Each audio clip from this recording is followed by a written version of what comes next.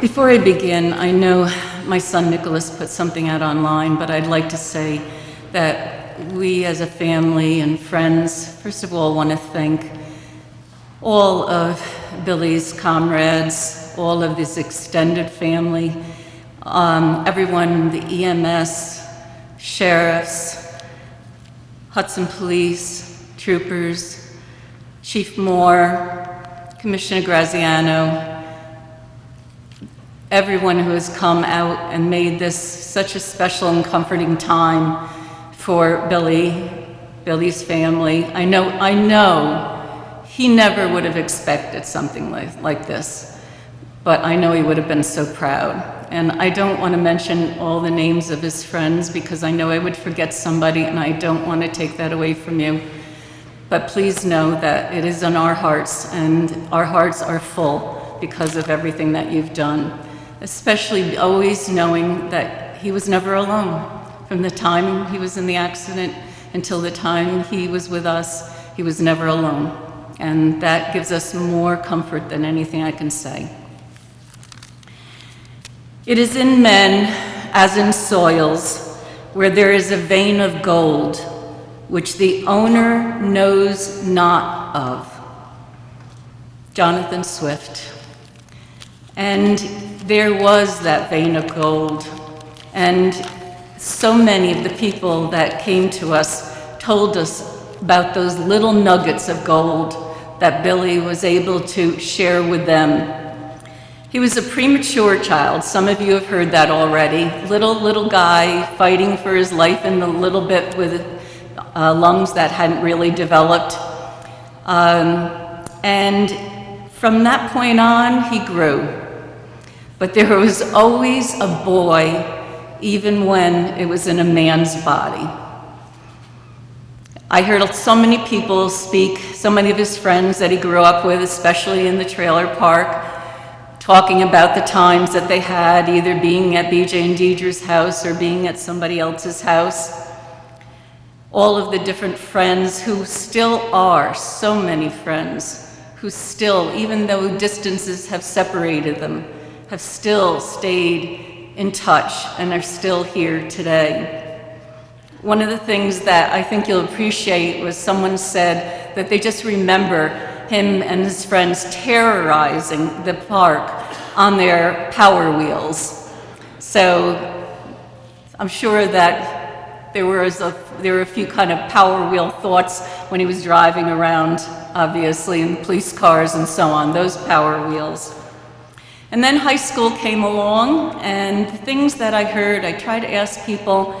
I knew a little bit of some of the high school antics, but I was so blessed as a teacher myself, teachers who came, classmates. I think I just felt like maybe every single classmate that Billy had was there last night, telling stories, sharing things, choosing not to share some things, and maybe it's better that they didn't.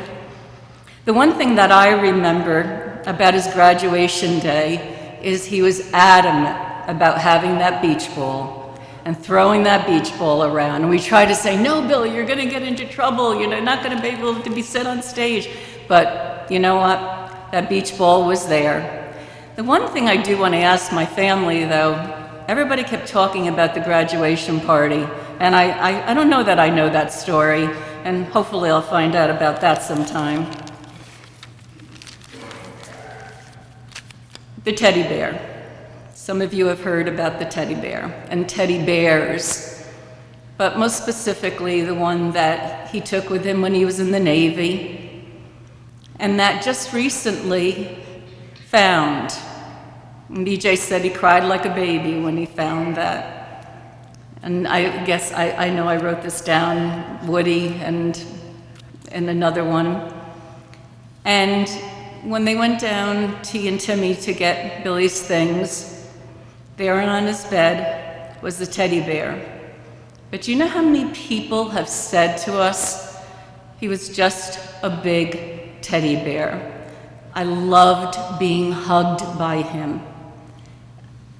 I didn't necessarily always like looking up at him because it kind of gave you a crook in your neck, but I loved being hugged by him. And I know I'm not the only one. I know people who stopped us. A gentleman, and I tried to ask people how they knew him, and he said, I work in Hudson. A businessman.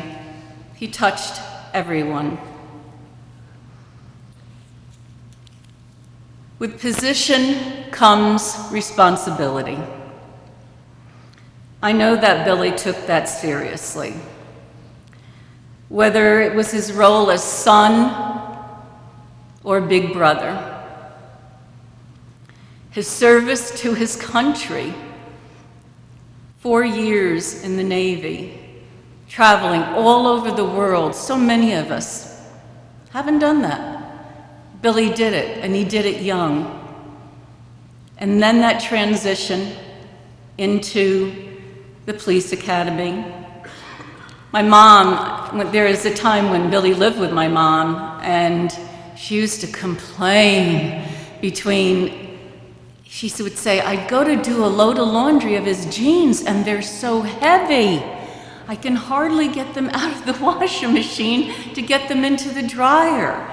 And then all the uniforms. But she was so proud of him, and we were all so proud of him. His commitment to the police force.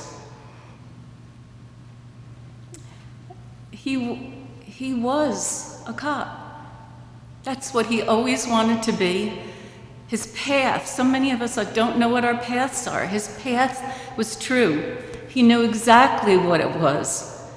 And everything, I was amazed at how many people said, oh, he helped. I had some problems with a woman who had some issues, a homeless woman, and he came and he spoke to her. He calmed her down. He helped us to try to get her what she needed.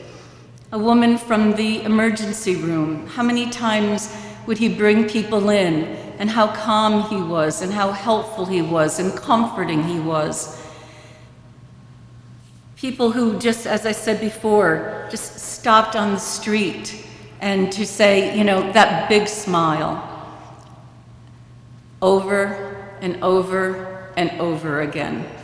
That big smile. And you know what? That's one of the best things that you can do, is to smile at people. There are so many people out there who that would make their day. And I'm sure it did for so many of the people that Billy knew and touched and loved. Some funny things, just a few things, and I wish I had more, but Chief Moore said to BJ, he said, I don't know how, whether it was his upbringing or if it was service training, but he was always there to say, yes, sir, no, sir. And I think a lot of that was that sense of responsibility, that sense of, this is a very, very special job. This is important. This is what I need to be doing. Mr. Graziano, the Commissioner of Police, said he remembered swearing Billy in, but he said, he pulled him aside and said, can't you scrunch down a little bit? Billy was, that old saying, always a bridesmaid, never a bride? Well, Billy was the ultimate groomsman. I never knew until recently, my family, how many weddings he was in, and of course, how many he attended. In August, Kristen Clark got married, and I was going around, and all of a sudden, kind of coming back from the bar, I hear, Aunt Teen. Like, what are you doing here? I had no idea. I said, I thought maybe he was a +1. He said, no, Kristen and I are good friends, and all of the friends that actually my son Michael grew up with. And I have pictures, and I know Mr. Graziano, Trooper Graziano has asked me, I said, I have pictures of you guys out there dancing. And it seems like most of the pictures I have are Billy on the dance floor dancing. And now we need to talk about the girlfriends. When we first started making plans, somebody said, well, it'll definitely have to be a large venue just to accommodate all Billy's girlfriends. He was always looking for love. He always wanted to settle down. We would say to him year after year, Billy, just calm down. It will come. It will come. What are you in such a hurry for? Live your life. But that was his ultimate goal. And when he found the house in Livingston, and he had been looking for a long time, it seemed like, okay, we all agreed, this is the house, it's a great house, this is going to be the time. Family was very, very important to Billy, extremely important to Billy. He spent a lot of time, both he and Timmy, living at my mom's. My mom was our center. All the holidays were there, baking cookies, Easter egg hunts. Someone just recently showed me a picture of Billy dressed up as the Easter bunny this past Easter for a very special little girl. And he loved doing those things. But family was important. He couldn't wait to be able to take over that for my mom, to be able to have the family there, to have the family around him. And God gave him that. This year, he was able to do that. And he just loved it. And just smile on his face and pride of having something of his own where his family could be with him. Every Christmas, my dad, for years and years, always went to my Aunt Dolores's and Uncle Jack's after we had opened our presents, and my mom was probably cleaning things up. And then as BJ and my brother James, who passed away, got older, they would go. And then the torch went on to BJ's boys, Billy and Timmy. And this year, even though Billy was on duty, stopped by to say hello. And that meant so much, I know, to my Aunt Dolores and my cousins. But that's who he was. That was family. And it wasn't just our immediate family. People said he was there to help them. If they had any problems, he was the one who sat down with them. Is there anything I can do, or talk to them? All of his friends knew that he would be there for him. This is a quote from Stephen Grellett. I expect to pass through this world but once. Any good thing, therefore, I can do, or any kindness that I can show to any fellow creature, let me do it now. Let me not defer or neglect it, for I shall not pass this way again. People on the street, the homeless, emergency rooms, and I've already gone over these. People in courts, in the city court. One of the women in the city court said she used to make him cookies. He'd come to see her all the time, and she would make him cookies. Always there to help friends, the job, the children, the smiles, always there. He would keep in touch with his cousins. The social media, and it's way kind of unfortunate this time because so many of our family found out that way. It was just too fast. But he would always keep in touch with his cousins in some way, either saying, I'm going to be at your house for the Pampered Chef party, which he was going to do the other day. Calling his cousin Jenny and saying, there's this girl I'd like to go out with. I think you might know her. What do you think? And that was the night he did. And Jenny said, go for it, Billy. But there was, how many people keep in contact with your cousins that much? A big heart. My son said this last night, and I've heard it from other people, that once you met him, you had a friend. That was just it. You were his friend from that point on.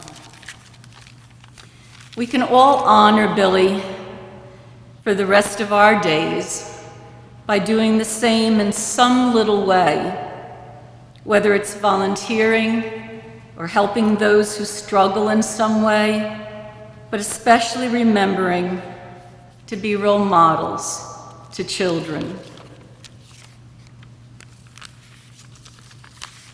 A man's friendships are one of the best measures of his life.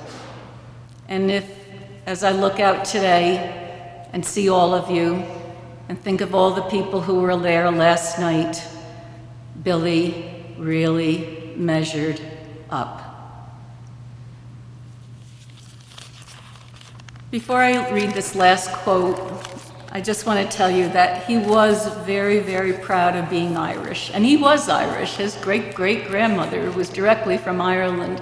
The glass, I see Deidre looking up, the glass window up here was dedicated to his great-great, if I'm correct, aunt James and Annie Ganley. My brother James was named after them. And that was special to him, being Irish. So I'm going to leave you off with the Irish blessing. May the road rise up to meet you. May the wind always be at your back. May the sunshine warm you upon your face. The rains fall soft upon your fields. And until we meet again, may God hold you in the palm of his hand. We love you, Billy.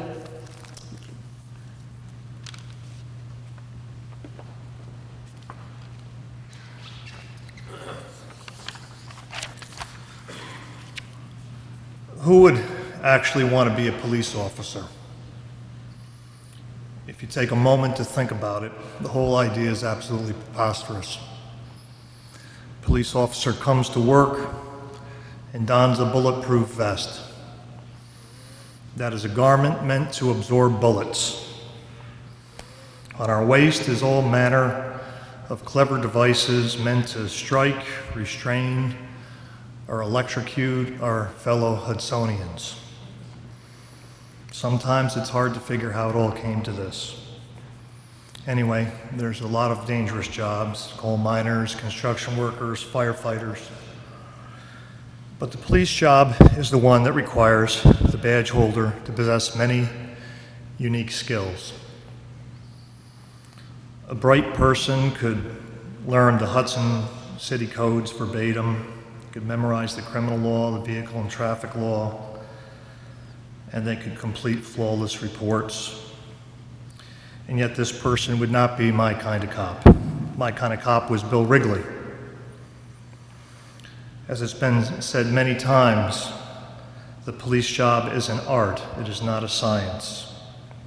If it were a science, Bill would probably fail. He sometimes made mistakes. He sometimes was late for lineup. Once in a while, he'd back his patrol car into something. His report writing, well, I guess maybe we won't go there. There is a reason that 3 out of my 4 sergeants are bald.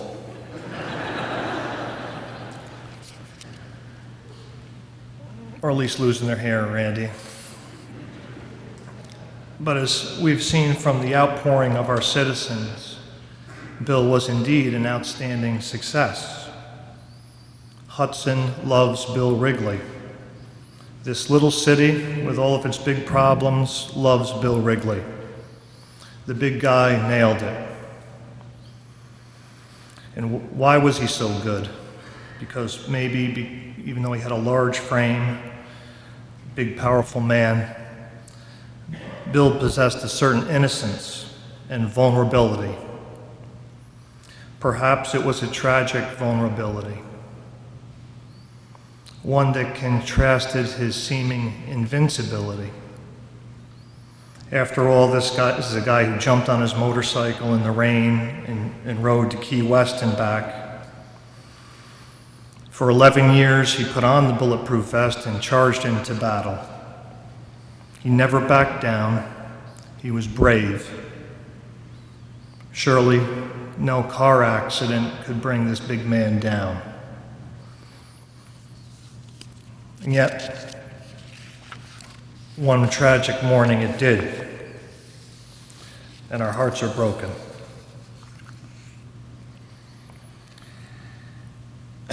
So the key for our police department, if not all the residents of Hudson, is to learn from Bill's awesome service. Service to our country and to our city. Because in the power of the law and the power of government, there is great strength.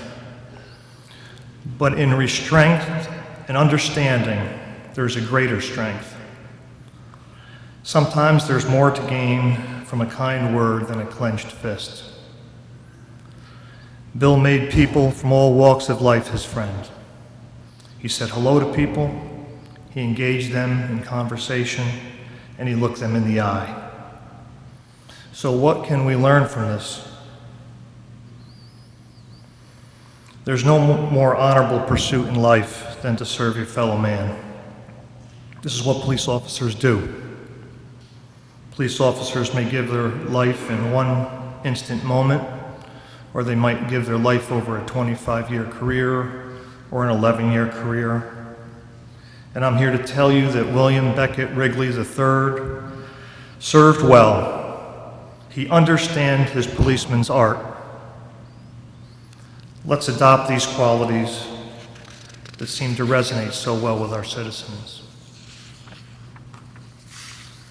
On behalf of our whole department, your brothers and sisters that loved you so much, Bill, thank you.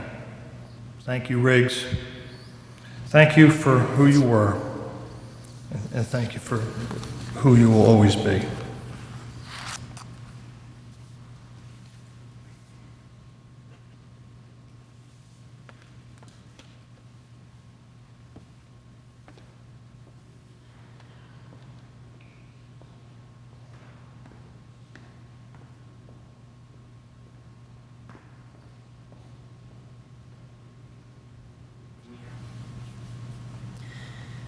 Good morning, everyone.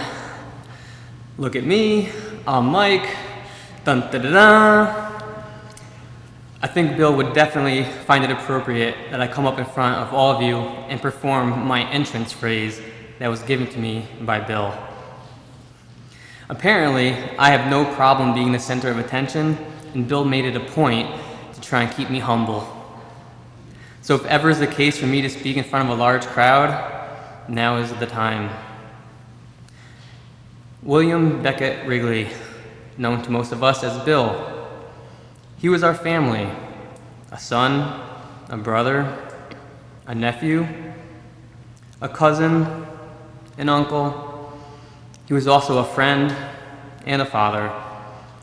My nephew Charlie was more than a godson to him.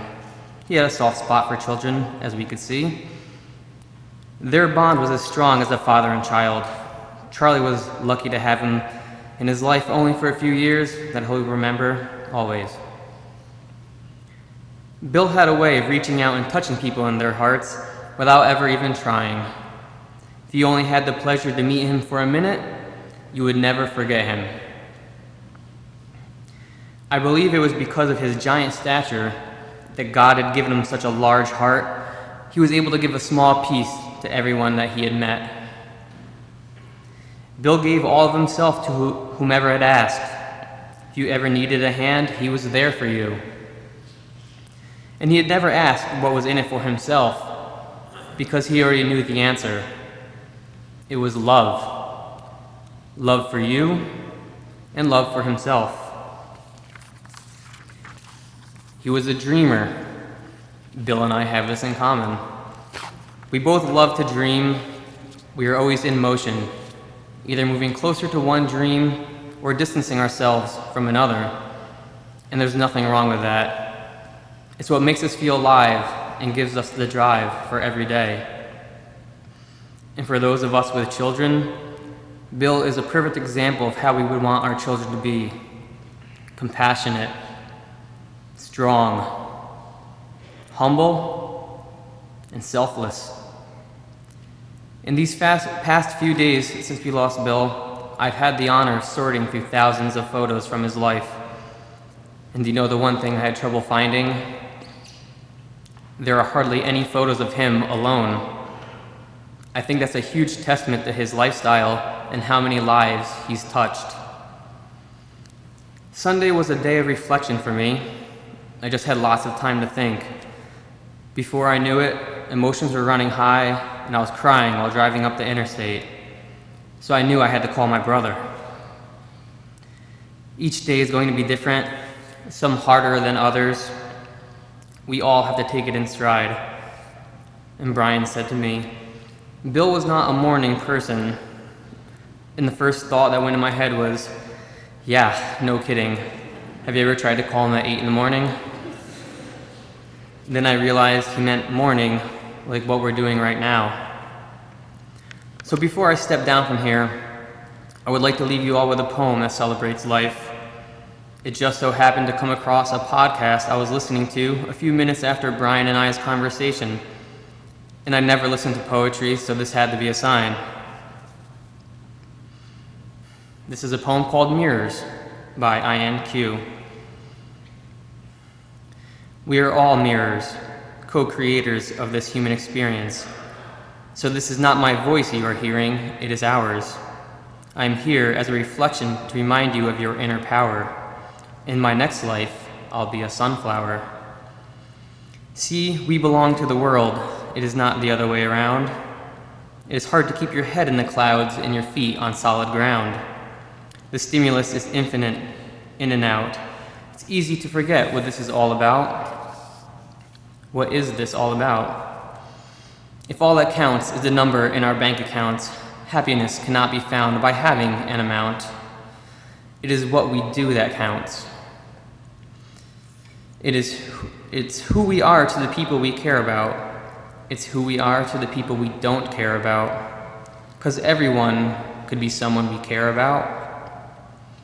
What if humanity grew up in your parents' house? What if everyone you see is family? Think about how much you love the people that you love, and love the people with the same capacity.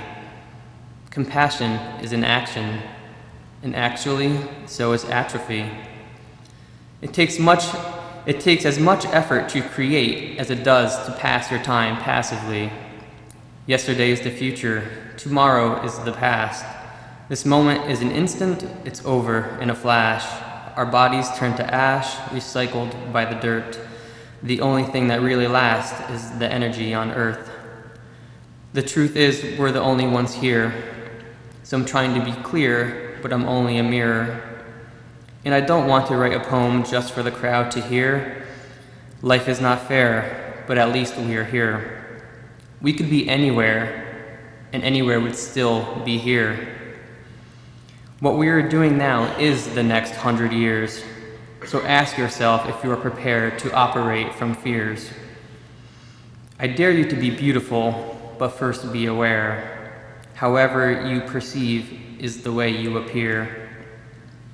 We don't have to make money or make change. We can make both.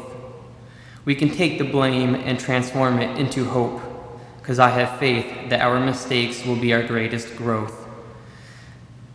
Now we are close, so close your eyes and visualize the ways you can give.